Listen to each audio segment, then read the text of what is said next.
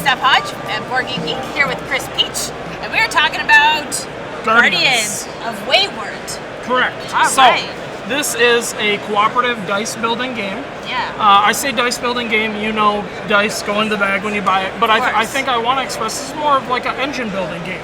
Oh, okay. So like a cooperative engine builder. So throughout the game, players are going to be revealing threats from a deck assembled here. Yeah. And those threats are going to be making their way towards sieging the city of Wayward.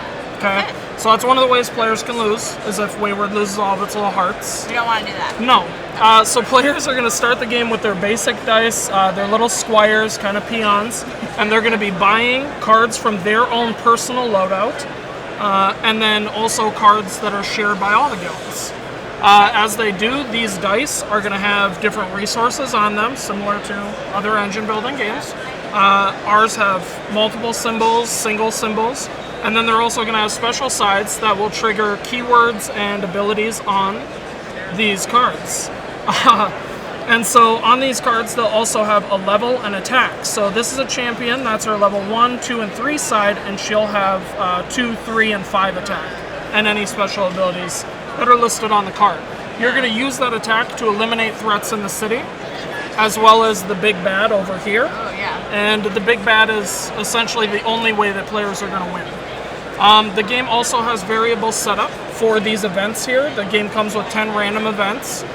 You'll shuffle, pick one, and it'll tell you how many events are going in this deck. So for instance, this one has 7. It'll tell you what happens when an event appears, and then some will have this additional how players lose. How Steph loses.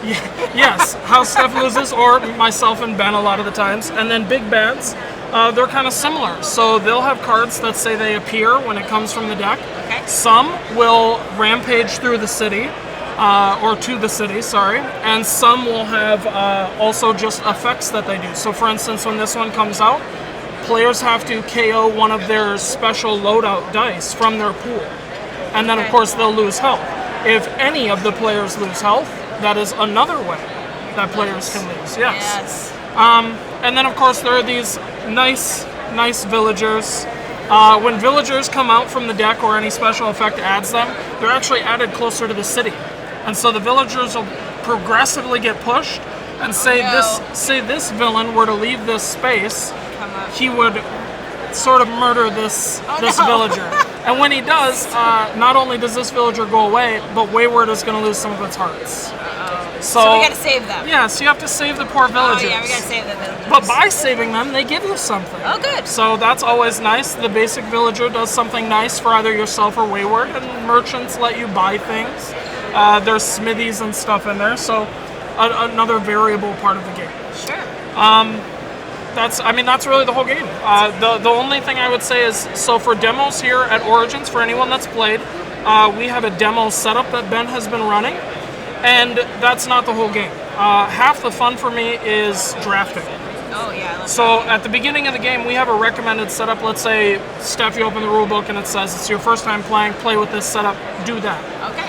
But now the second time you've played, you can shuffle up all the loadout cards here.